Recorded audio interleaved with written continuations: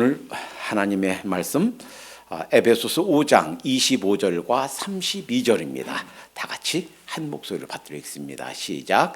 남편들아 아내 사랑하기를 그리스도께서 교회를 사랑하시고 그 교회를 위하여 자신을 주심같이 하라. 이 비밀이 크도다. 나는 그리스도와 교회에 대하여 말하노라. 아멘. 성부, 성자, 성령 하나님께서 인류 전 역사를 통하여 올인해 오신 것이 교회인 줄로 믿습니다. 예수님의 탄생, 조금 있으면 이제 성탄절이죠. 예수님의 탄생, 이것은 인류 역사상 깜짝 놀랄 만한 사건입니다. 십자가, 예수님의 십자가, 이것은 인류 역사상 가장 큰 반전입니다. 예수님의 부활, 이것은 인류 역사상 가장 큰 빅 뉴스 중에 빅 뉴스. 그러나 그것 자체가 마지막 골은 아니에요. 이 모든 것, 정말 인류 역사상 깜짝 놀란 소식, 정말 큰 반전, 이런 모든 것들이 사실은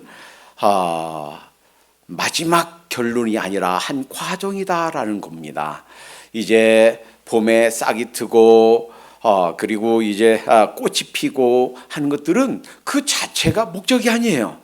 싹이 트고 잎사귀를 내고 꽃이 피는 것은 이제 열매를 맺기 위한 것인데, 이런 모든 하나님의 역사하심, 하나님의 손길은 교회라는 열매를 맺기 위한 하나님의 섭리의 과정인 줄로 믿습니다. 교회는 성부, 성자, 성령 하나님께서 거하시는 성전이다라는 거예요. 예수님 당시에 지어지고 있었던 세 번째 성전, 그것이 AD 70년에 무너지고 나서 하나님께서 건물 성전을 허락하지 않으셨다고 그랬죠. 왜 그런가? 예수님을 모신 우리 개인은, 신자, 거듭난 성도 개개인은 그 안에, 우리 몸 안에 성삼위 하나님께서, 성령님께서 거하시는 전이기 때문에, 성전이기 때문에, 뿐만 아니라 이제 예수님을 모신 우리 개개인 성전인 우리가 모여있는 이 모임, 이 단체, 이 무리, 이 교회가 바로 성삼위 하나님께서 거하시는 성전이다라는 거예요. 그런데 그것은 단지 거하는다는 의미만이 아니에요. 하나님이, 성삼위 하나님이 거할 곳이 없어서 우리 개인, 그리고 성전신 우리 교회, 이 무리 안에 거하십니까? 아니에요. 시편 기자가 말한 것처럼 온 세상이 하나님이 거하신 곳이에요. 하나님, 하늘이 하나님 보좌에 있는 곳이고요, 땅 하나님의 발등상이고요, 어디든 못 계실 곳이 없어요. 그러나 성령님께서, 하나님께서 우리 성전 삼아서 우리 안에 거하신다라는 얘기는 우리 안에서 생명력을 공급하고 힘을 주시고 하나님의 능력을 주셔서, 즉 생명 활동을 하게 된다라는 거예요. 그래서 이제 주님을 알지 못했던 사람들, 무의미하게 살았던 사람들이 주님을 발견하고 하나님께서 주신 힘을 공급받아서 이제 생명 활동을 하게 됩니다. 나만이 아니라 잃어버린 영혼들 향해서 그들의 마음이 달려갑니다. 신앙이 어린 자들을 향해서 시간과 물질과 재주와 은사를 사용합니다. 자, 생명 활동이 있게 된다라는 것입니다. 뿐만 아니라 교회는 예수님의 몸이다라고 그랬어요. 우리 교회가 예수님의 몸이고 예수님은 우리 머리 되신다 그랬어요. 그래서 우리 각 개인은 그 몸의 각 지체다라는 겁니다. 주님께서 아무리 우리가 쓸모없는, 무가치한, 대수롭지 않은 존재인 것처럼 내 스스로 나를 여긴다 할지라도 주님께서는 다 소중히 여긴단 말이에요. 새끼 발가락이 없으면 우리가 제대로 이렇게 한 발로 서 있질 못한대요. 새끼 손가락이 없으면 이게 귀가 간지러워도 이렇게 못하겠죠. 맹장 없으면 우주 여행을 못 한대요. 어떤 사람 맹장 필요 없다고 그 성한 맹장 아무 문제 없는데도 잘라내는 내는 것이 유행인 때가 있었습니다. 그러나 지금 밝혀진 바로는 맹장 없으면 우주 여행도 못 한대. 그러니까 우리 몸의 지체들은 어떤 지체가 됐든 아무런 쓸모가 없는 것처럼 보이는 지체라 할지라도 하나님께서 귀히 여기시고 소중히 여기시고 다 쓸모가 있다라는 거예요. 그래서 우리 각자에게 주신 하나님께서 맡겨주신 각 있는 곳에서 우리 지체로서의 역할을 다 감당할 수 있는 우리가 되기를 축원합니다. 자, 오늘 말씀은 교회는 어떤 존재인가? 교회는 무엇인가? 오늘 말씀은 교회는 우리 예수님 메시아 되신 성삼위 하나님, 성자 하나님 되신 이 예수님의 신부다라는 겁니다. 오늘 본문은요, 남편과 아내에 대해서 주신 말씀이에요. 그러나 이것이 단지 남편과 아내, 부부에 관한 말씀만은 아닙니다. 고린도후서 11장 2절에 보니까 내가 하나님의 열심으로 너희를 위하여 열심 내노니 내가 너희를 정결한 처녀로 한 남편인 그리스도께 드리려고 중매함이라. 그러니까 고린도 교회의 사람들을 향해서, 그 교회를 향해서 바울이 하는 말이에요.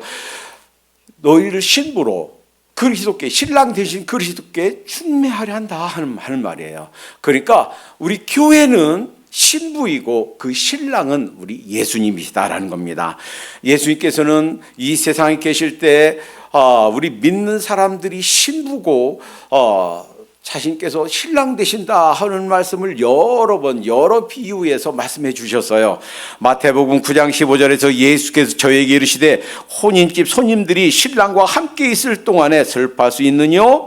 요한의 제자들이 물었을 때, 질문했을 때 그 질문에 대한 대답으로 주신 거예요. 왜 우리와 바리새인들은 금식하는데 왜 금식하지 않습니까? 예수님과 예수님의 제자들은 왜 금식하지 않나요? 하니까 신랑이 함께 있는데 슬퍼한 모습 금식할 필요가 없다. 그러나 신랑을 빼앗길 날이 이르리니 예수님을 잠시 잃어버릴 때가 온단 말이에요. 그때는 금식할 것이니라. 그러니까 예수님 자신을 신랑으로 말씀해 주셨다라는 겁니다. 그런데 이 구약에서 하나님의 아내는 사실은 이스라엘 사람이라고 여겨져 왔어요. 그렇게 하나님께서 표현한 부분이 여러 군데 있습니다. 그러면 하나님의 아내, 그럼 단지 혈통적인 이스라엘인가? 여기에 대해서 우리 개신교, 기독교 개신교 건전한 복음주의 내에서도 이런 의견이 있습니다. 인류 역사는 이스라엘 중심으로 흘러간다. 그리고 하나님의 아내는 이스라엘, 혈통적 이스라엘 사람들이다. 그래서 교회와 이스라엘을 구분하는 것이 세대주의 신학자들의 견해예요. 그래서 은혜 시대에도 그리고 마지막 때까지 인류 역사는 이스라엘 중심으로 흘러간다. 천년왕국, 그 세대주의 신학자들은 이 천년왕국은 지상에서 이루어지는 통치하는 정치적인 왕국이다. 그리고 그 왕국은 이스라엘 중심으로 통치가 이루어지는 왕국이다. 이렇게 얘기해요. 그렇지 않습니다. 틀렸습니다. 그러니까 오늘 예배 끝나면 지금 미국만 해도 수십 개, 수백 개 CD가 만들어지고 동영상이 올려지고, 그런데 설교한다고 다 모든 설교가 다 하나님 말씀 제대로 전하는 것이냐? 그렇게 생각하면 착각입니다. 한국과 미국에 수많은 신학교들이 있습니다. 그 신학교에서 다 바른 말씀을 가르쳐지고 있느냐? 천만의 말씀입니다. 그래서 바른 영적 지도자 만나는 것 중요하고 바른 신학교 선택하는 것이 중요합니다. 자, 구약에서 에레미야 31장 31절 32절 이렇게 말씀하셨어요.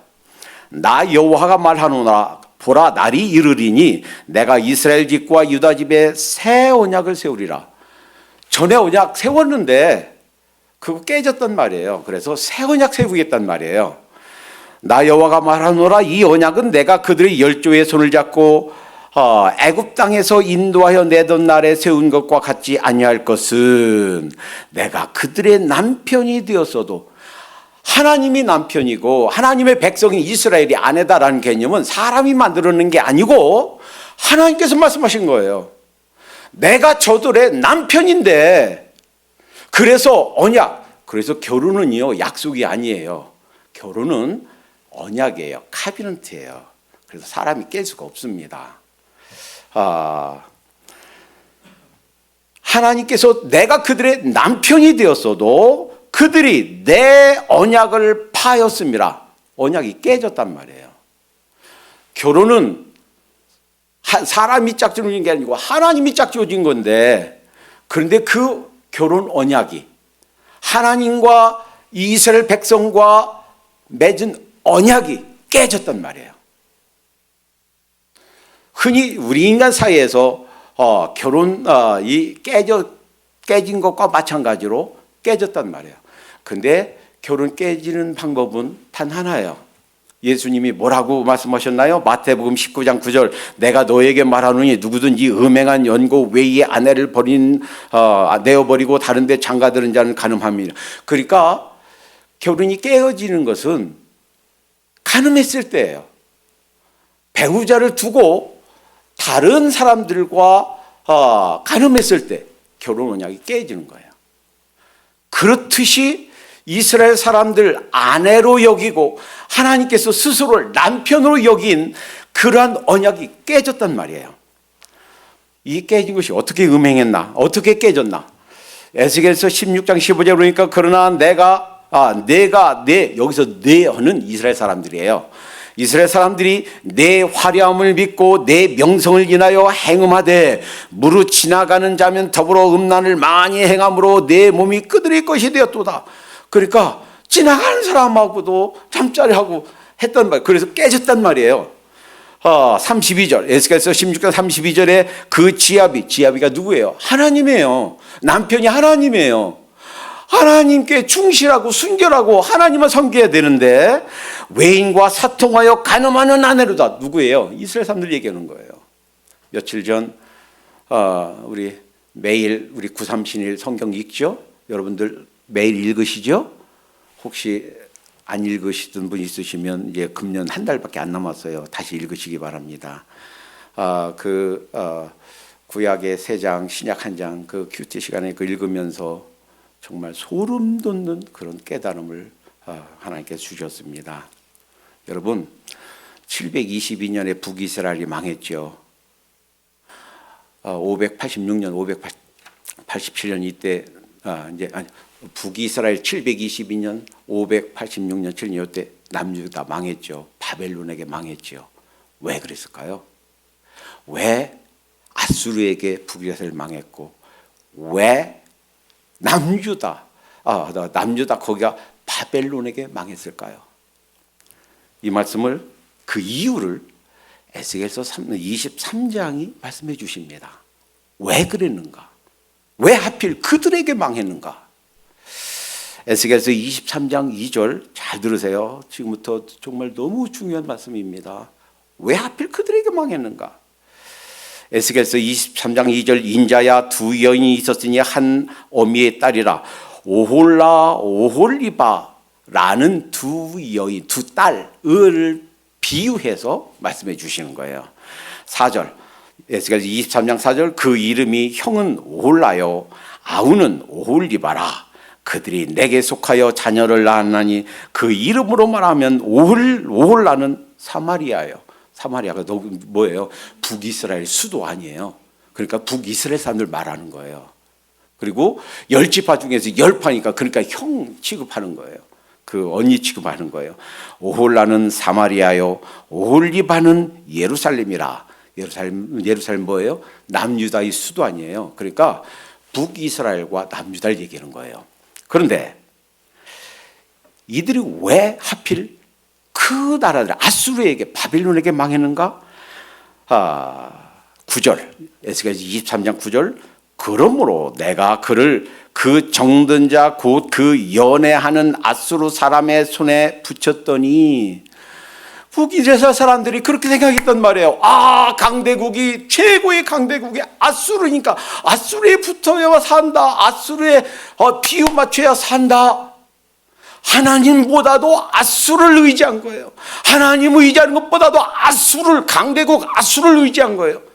그러니까 하나님께서 내가 그토록 의지하고 그토록 사랑하고 나보다도 더 의지한 그 앗수르가 너희를 공격할 것이다 하는 거예요. 10절, 그들이 그 하체를 드러내고 그 자녀를 빼앗으며 칼로 그를 죽여 그 누명을 여자에게 드러냈나니 이는 그들이 그에게 신문을 행함이라. 그러니까 하나님보다도 더 의지하는 앗수르, 그 앗수르가 북이스라엘을 망하게 한 거예요. 여러분, 하나님보다 더 의지하는 그 무엇이 있습니까? 그것이 나를 망하게 할 수 있습니다. 아유, 목사님 좋은 얘기하지 왜 그냥 망한다는 얘기만. 아니에요. 하나님께서 강력하게 보여주시기를 원하십니다. 남자도 마찬가지입니다. 16절, 에스겔서 23장 16절, 그가 보고 곧 연애하여, 이게 남유다 얘기예요. 곧 연애하여 사자를 갈대아 사는 그 바벨론 사람들이에요. 갈대아 그들에게로 보내매. 17절, 바벨론 사람이 나와 연애하는 침상에 올라 음란으로 그를 더럽히며. 그러니까 바벨론이 강대국이었거든요. 신생이 막 세계를 지배하고 세계의 패권을 쥔 강대국이었거든요. 그들을 의지했단 말이에요. 그러니까 하나님께서 그들을 통해서 남유다가 어렵게 하는 거예요. 22절, 그러므로 오홀리바야, 나 주 여호와가 말하노라, 내가 너의 연애하다가 싫어하던 자들을 격동시켜 그들로 사방에서 와서 너를 치게 하리니. 이스라엘 사람들로 앗수르에 망했는데 남유다도 하나님보다 더 의지했던 바벨론, 그들을 통해서 망하게 하신단 말이에요. 하나님께 대한 예배가 있어도 그 예배가 다가 아니란 말이에요. 하나님께 헌물들을 11조 헌물들을 그게 다가 아니란 말이에요. 하나님께서 이사야 1장 뭐라고 말씀하십니까? 그만 가져와라, 그만 가져와라. 월삭과 절기를 내가 싫어한다. 겉으로는 신앙생활을 하는데, 겉으로는 예배 드리는데 마음속에서는 하나님께 나에게서 멀다, 나 받지 않는다, 너희가 드린 예배에 내가 질렸다, 더 이상 예배 드리지 말아라, 헌물 가져오지 말아라. 결국 하나님보다 더 의지한 바벨론에게 나라가 망해버렸습니다. 자, 그런데 문제는 이 하나님께서 하나님의 아내라고 그렇게 불러주시고 여겼던 이스라엘이, 이 하나님의 아내, 우리 그리스도의 신부의 개념이 신약에 와서 달라집니다. 예수님께서 누가복음 22장 20절에 이는 내 피로 세운 새 언약이니 그러셨죠? 그러니까 구약에서 하나님께서 약속해 주신 언약, 이제 마지막 언약이에요. 새 언약이에요. 더 이상 다른 언약 없어요. 마지막 새 언약을 성취하시면서 이 새 언약을 따라서 이 새 언약을 받아들인 사람은 새 언약 속에 들어가는 거예요. 새 언약의 효과를 우리가 누리는 겁니다. 자, 이 새 언약 아래 들어온 사람들은 이제 구약의 이스라엘, 혈통적 이스라엘 사람들만 하나님의 아내가 아니고 새 언약 안에 들어온 사람들이 그리스도의 신부다라는 거예요. 로마서 2장 28절에서 29절은 이런 말씀입니다. 대저 표면적 유대인이 아니요. 여기서 표면적 유대인이라는 것은 혈통적인 이스라엘 사람들이에요. 유대인들이 우리가 하나님의 아내다라고 말하는 그 유대인들, 세대주의 사람들이 이스라엘 사람들이 하나님의 아내다라고 생각하는 그 혈통적 이스라엘 사람들, 그 사람들이 유대인이 아니란 말이에요. 표면적 유대인이 아니란 말이에요. 표면적 유대인이 아니오라고 할 때 두 번째 유대인은 하나님의 백성, 하나님의 새 백성, 하나님의 참된 아내, 하나님의 예수님의 신부, 구원받은 이런 무리들, 영원히 천국에 들어갈 그 대상들 얘기하는 거예요. 그러니까 표면적 유대인이 아니요, 혈통적으로 태어났다고 그래서 혈통적으로 이스라엘 내셔널리티, 이 국적이 이스라엘 사람이라고 해서 하나님의 백성이 아니란 말이에요. 그리고 표면적 육신의 할례가 아니라 표면적으로 표피 좀 잘랐다고 할례 받았다고 그래서 그것으로 하나님의 백성 되는 것이 아니다라는 거예요. 오직 이면적 유대인이요. 이면적 유대인이 뭐예요? 마음속에, 심령 속의 유대인.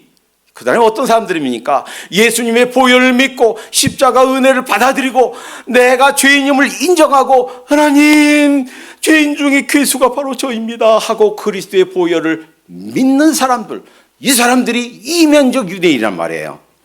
오직 이면적 유대인이며 할례는 마음에 할지니, 그러니까 표피 잘렸다고 하나님 백성 되는 것이 아니고 그 마음속에 마음의 할례, 마음을 찢고 마음을 내려놓고 주님을 믿는 사람들, 이 사람들이 바로 신령에 있고 의문에 있지 아니한 것이라. 그러니까 하나님의 아내의 개념이 구약의 이스라엘에서 신약의 새 언약 속에 들어온 사람들은 누구예요? 교회예요. 그러니까 그 마음을 열고 그리스도의 복음을 받아들인 사람들, 이 사람들이, 교회가 바로 그리스도의 신부, 하나님의 아내다라는 거예요. 로마서 4장 16절, 그러므로 후사가 되는 이것이 은혜에 속하기 위하여 믿음으로 되나니. 하나님의 후사 누가 되는가? 이스라엘 사람들, 국적이 이스라엘 사람들이 아니라 믿음으로 받아들이는 사람, 믿는 사람들, 이들이 바로 후사다라는 겁니다. 로마서 4장 16절, 이는 그 약속을 그 모든 후손들에게 굳게 하려 하심이라. 율법에 속한 자, 누구예요? 이 사람들이 이스라엘 사람들이에요. 율법에 속한 자에게뿐 아니라 아브라함의 믿음에 속한 자에게 두니. 그러니까 꼭 이스라엘 사람이 아니어도, 이방인이어도 아브라함의 믿음 따라서 오신 예수 그리스도, 그 예수를 믿어서 그 속에 정말 그리스도의 보혈이 흐르는 자들, 이런 사람들이 바로 후사다 하는 거예요. 아브라함은 하나님 앞에서 우리 모든 사람의 조상이라.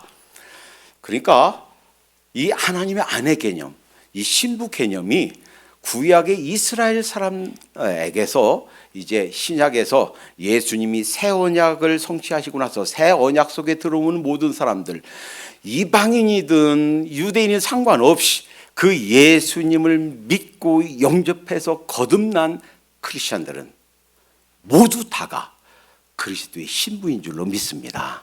그러니까 다시 말하면 교회가 바로 그 예수님의 신부다라는 거예요. 이것을 에베소 2장 18절 19절에서는 그걸 조금 더 정확하게, 더 구체적으로 설명합니다. 이는 저로, 이게 저는 예수님 십자가를 통해서 말해요. 저로 말미암아 우리 둘이, 이때 둘이는 이방인과 유대인을 말하는 거예요. 이 둘이 한 성령 안에서 아버지께 나아감을 얻게 하려 하심이라. 그러므로 이제부터 너희가 외인도 아니요. 그러니까 지금까지는 이방인들은요, 성전에서 이방인들까지만 올 수 있었어요. 들어갈 수 없었어요. 그런데 이제는 새 언약 속에 들어온 모든 사람들, 예수님의 보혈을 던지는 모든 사람들, 새 백성, 교회, 이 사람들 얘기하는 거예요. 이제는 그러므로 이제부터 너희가 외인도 아니요, 손도 아니요, 객이 아니란 말이에요. 손님이 아니란 말이에요. 오직 성도들과 동일한 시민이요 하나님의 권속이라. 여러분, 예수님 개인적인 구세주와 주님으로 믿으십니까? 예수님의 보혈을, 그것이 바로 나를 위해 흘리신 주님의 제사다라는 것을 믿으십니까? 그렇다면 이제 우리는 하나님의 백성이 된 줄로 믿습니다. 하나님의 권속이 된 줄로 믿습니다. 우리 모두는 교회예요. 우리는 주님의 신부예요. 이 새 언약 안에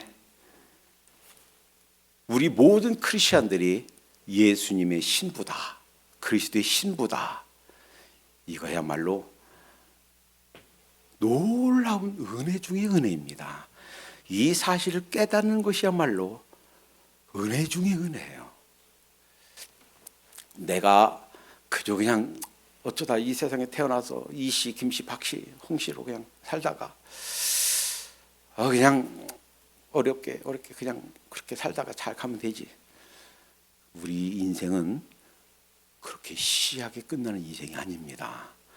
우리는 적어도 그리스도의 신부예요. 예수님의 신부예요. 사실 이거 하나만 깨달아도 돼요. 이거 하나만 정말 깨달아도 돼요. 이 세상 아무것도 없어도 괜찮아요. 이 세상에 재물 하나도 없어도 괜찮아요. 내 몸에 건강 없어도 괜찮아요. 내 가족이 아무도 없어도 괜찮아요. 왜요? 우리 주님이 신랑 되시니까. 그분이 나를 끝까지 책임질 분이니까. 그거 하나로 만족합니다. 그거 하나면 다 된 줄로 믿습니다.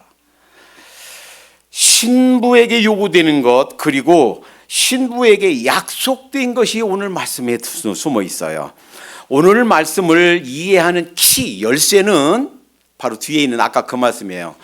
자, 마치 신부, 아내와 남편에 대해서 말씀하시는 것 같은데 거기서 끝나면 실제로 그래서 결혼식 주례할 때도 이 말씀을 씁니다. 그리고 그 가정에 대해서 설교할 때 이 말씀 씁니다. 그런데 거기서만 끝나면 사실은 표면적인 의미만 깨닫고 끝나는 거예요.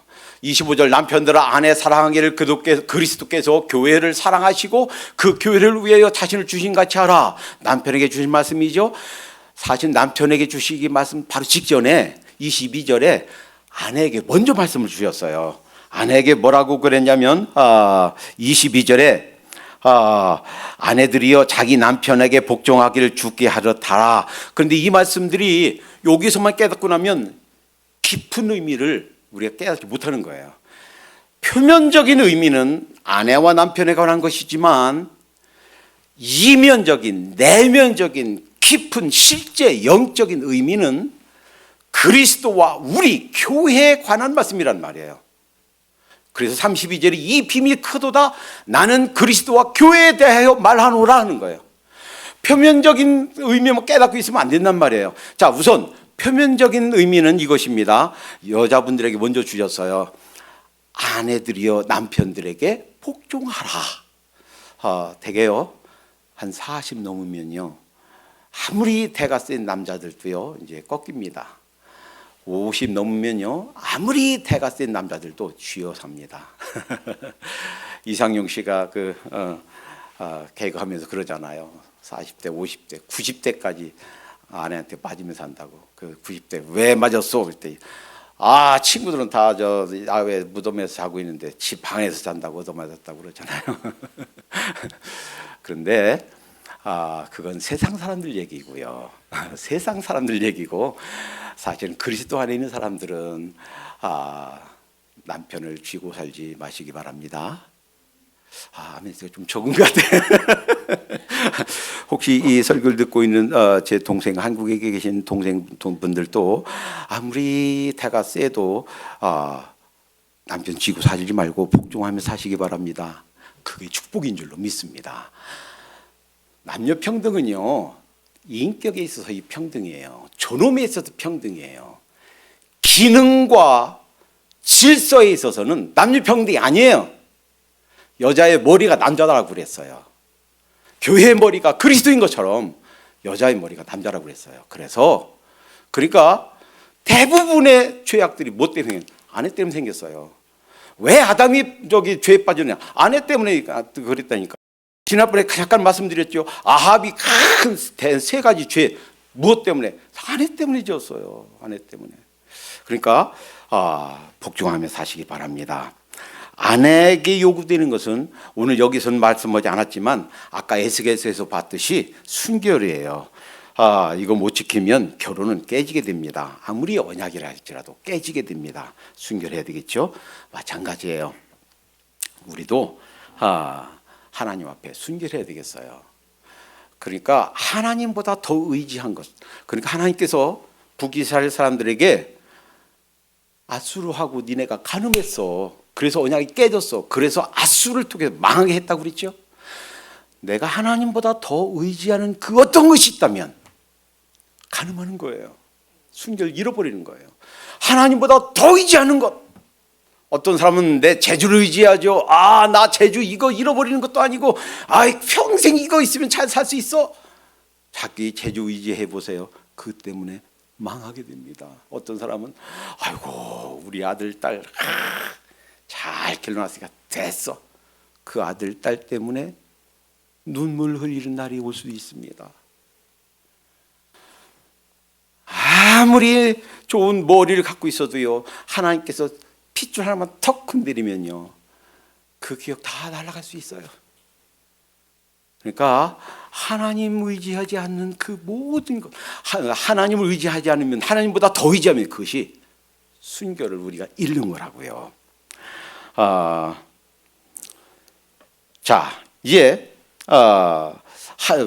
아내에게 요구드리는 것은 오늘 말씀에는 없지만 요한계시록 2장에 보면 7 교회에게 하신 말씀 중에 서머나 교회에게 주신 말씀이 있어요. 이 서머나 교회는 책망이 없어요. 왜냐하면 고난을 너무 많이 받았거든요. 또 지금도 고난 중에 있거든요. 그리고 가난하거든요. 물질이 없어요. 궁핍해요. 그러니까요, 가난하다고 없이 산다고 너무 슬퍼하거나 노여워하지 마시기 바랍니다. 왜냐하면 가난할수록, 고난이 많을수록 영혼이 순결해져요. 책망이 없어요, 서문학교에. 근데 그 서문학교에 주신 말씀이 뭐예요? 죽도록 충성해라. 생명의 멸류관을 너에게 주리라. 그러니까 아내된 우리 교회에게 주시는 음성은 그거예요. 우선 남편 된 우리 그리스도에게 복종하는 것 한번 생각해 보세요. 자, 우리가 매일같이 운전합니다. 운전할 때 사고가 나지 않기 위해서는 6차를 동시에 봐야 된대요.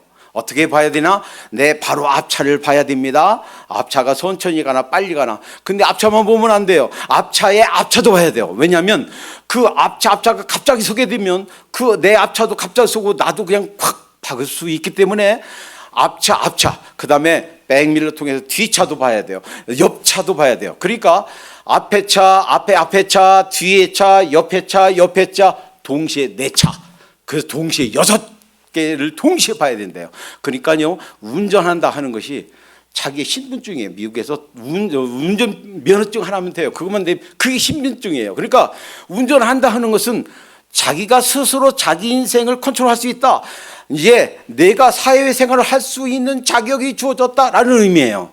그런데 한번 생각해 보세요. 자, 이제 차가 가는데 갑자기 여기 그 장애물이 나타나서 꺾어야 되겠어요. 내가 핸들을 꺾었는데 차가 안 돌아간다. 어떻게 되겠어요? 즉시 사고예요. 차가 그럼 저 앞에 장애물이 있어서 저 앞차부터 서기 시작했다. 그래서 갑자기 브레이크 확 밟았는데 그러면 차가 서야지. 안 서면 그 순간 사고예요. 그러니까 머리 대신 우리 예수님이 뭐라고 말씀하시는가에 따라서 우리는 방향을 틀기도 하고 멈추기도 하고 때로는 이리로 가기도 저리 가기도 해야 된다는 말이에요. 그런데 한번 생각해 보세요. 주님께서 우리에게 말씀해 주셔야 되는데 우리가 일주일 내내 한 번도 성경 안 읽고 큐티도 안 하고 기도도 않고 한다고 봐요. 어떻게 말씀하시겠어요? 우리에게 어떤 메시지를 주셔야 되겠는데 어떻게 주시겠어요? 못 주시죠. 그래서 큐티가 필요한 줄로 믿습니다. 자, 충성 이 부분 생각하다가 이렇게 생각했습니다. 여러분, 제 그냥 개인의 컨셉이다라는 거 이해하시고요. 우리 누구나 다 한 번씩 죽어요. 죽는데 가장 비참한 거, 서열에 들어가지도 않은 것은 자살이에요. 혹시 이 설교를 듣고 계신 목회자나 선교사님들 계시면 기억하시기 바랍니다. 혹시 자살한 사람의 장례식에 가서 이 사람 평소에 예수님 믿었으니까 천국에 있을 겁니다 라고 설교하지 마시기 바랍니다. 속이는 거예요. 그 성경에 있습니까? 있어요. 자살한 사람이 천국에 갈 수 있다라고 가르치는, 그와 비슷하게 유추할 수 있는 성경은 단 한 군데도 없습니다.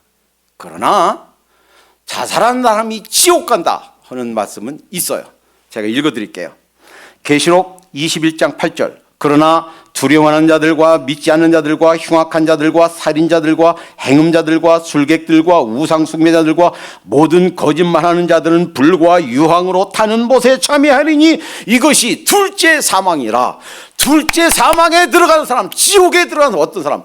살인자라고요. 아유, 그런데 살인자도 용서받잖아요. 지난번에 말씀드렸죠. 자살은 내가 나를 죽이고 살인하고 용서받을 수 있는, 회개할 수 있는 찬스를 뺏어가 버리는 거예요. 자살한 사람이 천국 간다. 거짓말! 수많은 교회에서 사역자들이, 목회자들이 사기치지 마세요. 천국에 가봐야 합니다. 자살의 메커니즘은 이렇습니다. 내 생명은 내 거다라는 거예요. 믿는 사람들 갈라디아서 2장 20절 뭐라고 그랬습니까? 내가 그리스도와 함께 십자가에 못 박혔나니, 내가 아니란 말이에요. 내 인생은 내 것이 아니란 말이에요. 그런데 자살은 내 인생이 내 것이다라고 주장하는 거예요. 예수님이 더 이상 내 주인이 아닙니다. 내 인생의 왕이 아닙니다 라고 하는 공적인 고백이에요. 그런데 어떻게 천국 갑니까? 또 하나 치욕스러운 것은 사고로 죽거나 자연사 하는 거예요. 제가 미리 말씀드렸습니다. 제 컨셉, 제 개인적인 컨셉이라고요. 그러면 가장 영광스러운 죽음이 무엇인가? 어떻게 죽는 것이 가장 아름다운 죽음인가? 복음 전하다가, 영혼 구하다가, 그 영혼 구하는 거, 복음 전하는 것 때문에 죽는 거, 순교하는 거예요. 물론 모두에게 그런 영광이 주어질 수는 없습니다. 제 간절한 소망은요, 우리 교회가 부흥하고 또 우리 교회 맡을 이제 목회자가 세워지고 신학교가 부흥해서 이제 잘 돌아가고 마다 일꾼이 잘 데리고 하면 저를 통해서 훈련된 자들과 함께 사역 현장에, 선교 현장에 가서 복음 전하다가 순교하는 것이 최고의 영광이고 저의 소원입니다. 그런 날이 꼭 왔으면 좋겠습니다. 그냥 죽는 것이 아니라 누구처럼 훌륭한 하나님의 백성들, 12 제자들 스데반처럼 우리 많은 우리 믿음의 선진들 일제 때, 6.25 때 그렇게 믿는 것 때문에, 복음 전하는 것 때문에 그렇게 죽어갔던 많은 믿음의 선배들처럼 그렇게 죽었으면 좋겠어요. 자, 그런데요, 아내에게 주신 남편의 말씀이 이것입니다. 남편들아 아내 사랑하기를 그렇게 해서 교회를 위하여 사랑하시고. 그러니까 이 말씀은요, 표면적으로는 남편들에게 아내를 사랑하시오 하는 말씀이에요. 해야 되겠죠? 그리고 그 사랑은 누구처럼? 예수님이 우리를 위해서 주신 것처럼 그렇게 사랑하시오 하는 말씀이에요. 그런데 그 말씀, 표면적인 말씀 이면에는요, 남편인 신랑 되신 예수님이 내가 아내인 신부인 교회를 이렇게 사랑하겠다라고 하는 약속인 줄로 믿습니다. 내가 너희를 그렇게 사랑할 거야, 내게 책임질 거야 라고 하는 고백인 줄로 믿습니다. 예수님께서는요, 이 말씀만 주신 것이 아니고 실제로 그 약속을 지금도 이행하고 계신 줄로 믿습니다. 여러분, 이 사도행전 9장에 보니까 사도 바울이 예수님 믿는 사람들을 잡아 죽이려고 다메섹에 가고 있었어요. 그때 예수님을 만났습니다. 다른 사람들 듣지 못했는데 확 찬란한 빛을 받고요, 음성을 들었어요. 그때 뭐라고 했나요? 사울아, 사울아, 왜 나를 핍박하느냐? 사울이 언제 예수님 핍박했나요? 예수님 핍박 안 했어요. 예수님 본 적도 없어요. 그런데 예수님 믿는 그리스도인들을 핍박하러 가는 그 사울을 향해서 왜 나를 핍박하느냐 이렇게 말씀하셨단 말이에요. 그러니까 우리 믿는 사람들 누가 건드리면, 해치면 누구를, 예수님께서 내 자신을 핍박하는 것으로 누가 예수님이 여기신단 말이에요. 여러분, 이토록 사랑하시고 이토록 보호하시는 줄로 믿습니다. 근데요, 이제 한 가지, 그러면 우리 남편 대신 우리 예수 그리스도께서 나를 이토록 사랑하시고 이렇게 지키시는데 왜 크리스찬들이 고난이 있습니까? 왜 병듭니까? 왜 순교당합니까? 하나님이 도우실 능력이 부족해서 아닙니까? 아니에요. 물론 이스라엘 사람들처럼 남유다 사람들처럼 하나님의 책직으로 징계로 어려움을 당할 수 있지만, 그러나 때로는 한번 생각해 보세요. 철이요, 돌 속에 박혀 있어요. 그러면 그 철광석을 용광 속에 집어넣어요. 그러면 그 철광석이 망하라고 철광석을 완전히 그냥 망하게 하려고 집어넣나요? 아니에요. 금광석, 돌 속에 금이 박혀 있단 말이에요. 금광석을 그 용광 속에 집어넣는 것은 그 금광석을 망하게 하려고 하는 것이 아니라 그 속에서 순수한 철을, 그 속에서 순전한 금을 뽑아내기 위함인 줄로 믿습니다. 그러니까요, 때로는 우리에게 핍박이 있어요. 고난이 있어요. 때로는 순교를 당하기도 합니다. 복음을 전하다가 불태워 죽임을 당하기도 합니다. 찔러 죽이기도 합니다. 총 맞아 죽기도 합니다. 그런데 왜 그런 어려움, 왜 고난, 왜 핍박을 허락하시냐면 우리 신앙을 용광로 안에서 순수한 신앙으로 빚어내기 위함이기도 하고, 동시에 하나님께서 영광 받으시기 위해서 우리에게 상 주시려고, 고난이 더 심하면 심할수록, 핍박이 더 심하면 심할수록 하나님께서 우리에게 위로해 주신 그 위로, 그 상급이 큰 상급을 주시려고 하는 무대 배경인 줄로 믿습니다. 그러니까 우리에게 아무리 힘든 일이 있어도, 힘든 어떤 조건들이 있어도 그것 때문에 불평하고 마음 상하지 말고 감사하도록 하십시다. 예수님께서 우리의 신랑 되십니다. 그래서 요한계시록 19장 7절 8절에 보니까 그렇게 말씀하셨어요.